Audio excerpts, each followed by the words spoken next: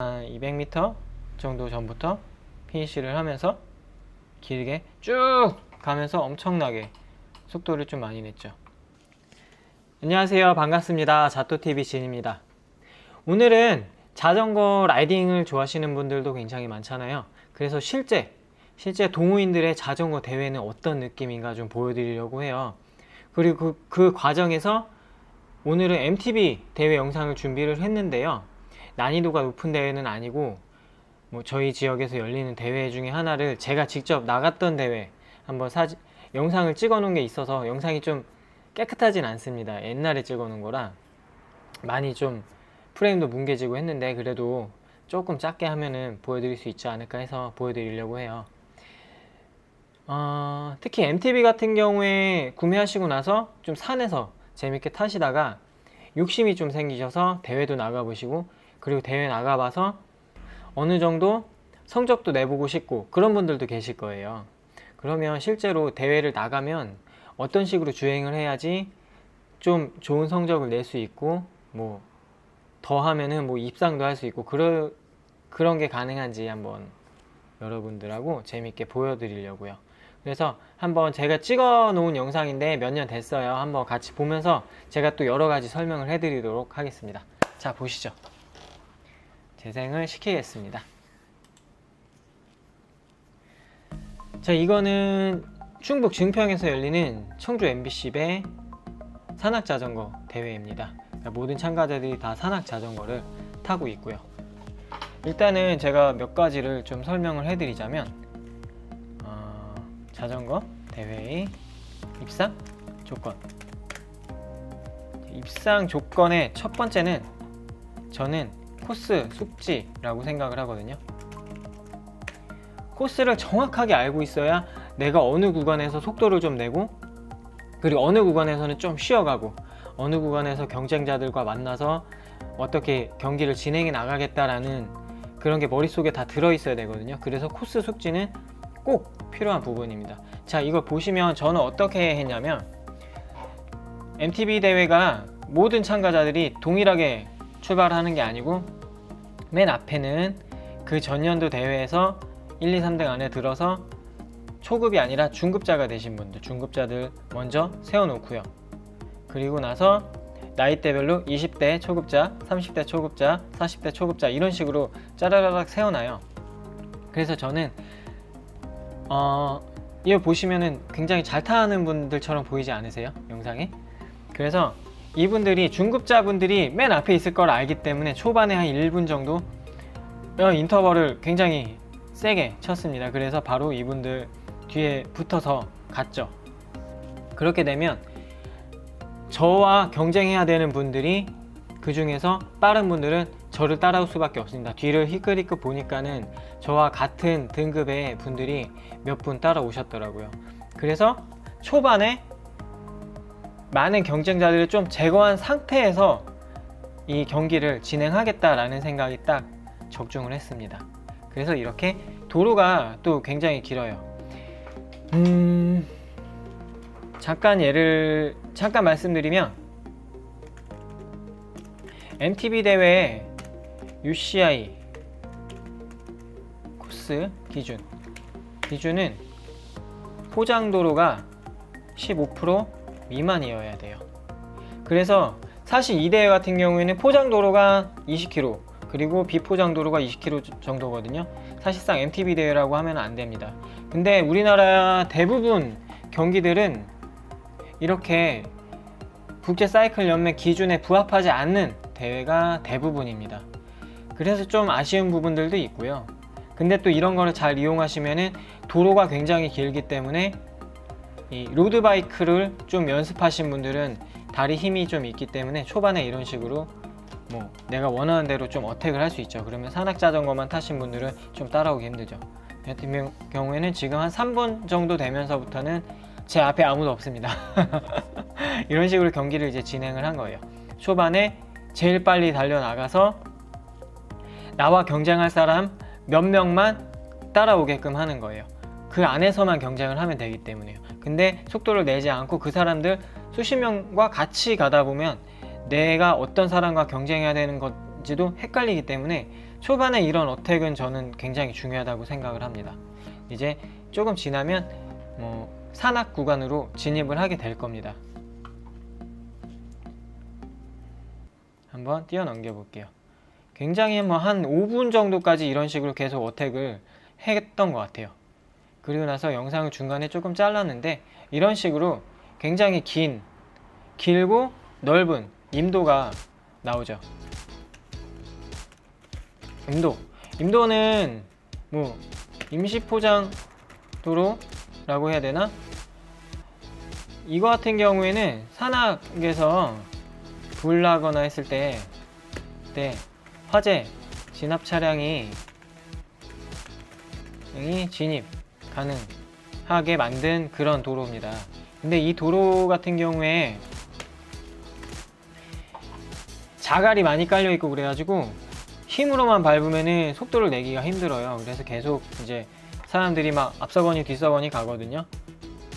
잠시만요, 전화가 왔습니다. 어디까지 했죠? 임도 이야기를 잠깐 했던 것 같은데 다시 진행을 하겠습니다. 임도 같은 경우에는 경사가 세진 않아요. 왜냐면은 차도 다녀야 되기 때문에 차가 미끄러지면 안 되잖아요. 그래서 세진 않지만 굉장히 깁니다. 그래서 체력을 좀 많이 소모하는데 초반부터 물을 주네요. 물을 마시지는 않고 그냥 갔습니다. 오르락 내리락 하면서 체력을 계속 잡아먹고요. 그리고 상당히 또 내리막에서는 고속으로 갈 수 있기 때문에 낙차라든지 이런 부분에 좀 주의를 하셔야 돼요. 산악 구간에 돌입하면서 주의하셔야 될 것은 산악 구간 진입 후 페이스 유지, 절대 오버하시면 안 됩니다. 페이스 유지가 가장 중요해요. 왜냐면 이런 대회 같은 경우에는 산악 구간을 지나서 다시 피니시로 향하는 도로를 주행을 해야 돼요. 도로 주행하면서 힘이 많이 빠져 있는 상태라면 마지막에 순위를 올릴 수가 없습니다. 지금은 계속해서 페이스 유지하면서 많은 사람을 보내주지 않고서 가는 중이죠. 수십 명이 지나가도 나중에 도로에서 다시 잡겠다, 이 정도의 생각으로 가는 겁니다. 자, 이렇게 구간 보면은 속도가 굉장히 많이 나기 때문에 좀 조심을 해야 돼요. MTB 같은 경우는 그래서 브레이크가 상당히 중요하다고 생각을 해요. 브레이크의 제동력 같은 것. 그리고 이렇게 싱글이라고 하죠. 싱글은 우리가 생각하기에 그냥 등산로라고 생각을 하시면 돼요. 이런 경우에는 길이 좁기 때문에 추월을 하기가 힘들어요. 그래서 뒷사람이 나를 넘어가기도 힘들고 나도 앞사람을 넘어가기가 힘듭니다. 그리고 나서 이렇게 콘크리트, 빨래판 길 이런 것들도 나오거든요. 이런 부분들에서는 체력을 굉장히 좀 많이 잡아먹죠. 어쨌든 간에 산악 구간에서 페이스 유지가 굉장히 중요합니다.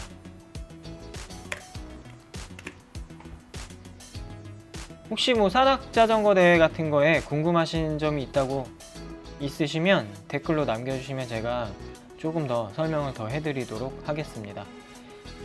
저희 지역 같은 경우에는 미동산 수목원에 국제 규격을 갖춘 경기장이 있기는 합니다. 그래서 그 경기장 같은 경우에는 예전에 순환 코스로 해서 구경하시는 분들도 굉장히 선수들이 한 바퀴, 두 바퀴, 세 바퀴 돌 때마다 되게 구경하기도 재미있고 했었는데, 아무래도 미동산 수목원 사유지다 보니까 대회 유치가 좀 어려워진 부분도 좀 있습니다. 전화 받고 다시 오겠습니다. 또 어디까지 했죠? 전화가 자꾸 와가지고 죄송합니다. 지금 이제 코스 보시면 산악 구간이 거의 끝나고 이제 다시 도로로 나가는 구간인데요. 굉장히 울퉁불퉁하기 때문에 여기서 괜히 욕심내다가 넘어질 수 있어서 굉장히 조심해야 되고 안전하게 내려가는 게 중요합니다. 자, 보시면 여기서부터는 이제 상당히 고속으로 경기가 진행이 돼요. 제가 이때 당시에는 예전에 쓰던 액션캠 요거를 썼었는데 이것도 나쁘진 않은데 제가 이 영상 변환을 하면서 프레임이 많이 깨졌어요. 그래가지고 좀 이 픽셀들이 많이 보여서 영상이 좀 좋지 못해서 좀 죄송합니다. 원본이 있으면 좋았을 텐데 원본은 또 남겨놓질 않는 성격이라 아이고 자, 이렇게 내려가서 자전거 도로를 진입해요. 좀 특이하죠. 왜냐면 시합 시작하고 나서 임도 진입까지의 한 10km 되는 정도 도로를 시합 시작하고 바로 통제를 해요. 도로 통제를 어느 정도 하고, 그리고 나서 선수들이 다시 내려올 때까지 계속 통제를 할 수가 없으니까 이제부터는 자전거 도로로 진입을 하게 되는데, 이게 지금 주먹이 이러고 있죠. 핸들바가 이렇게 있으면 이 위에다가 이렇게 얹어 놓고서 좀 상체 힘을 빼고서 가는 중입니다. 그리고 앞에 보시면은 몇 명이 있어요. 중요한 거는 여기서 흐름이 너무 끊겨가지고 영상을 찍기가 힘든데요. 자, 피니시 도착까지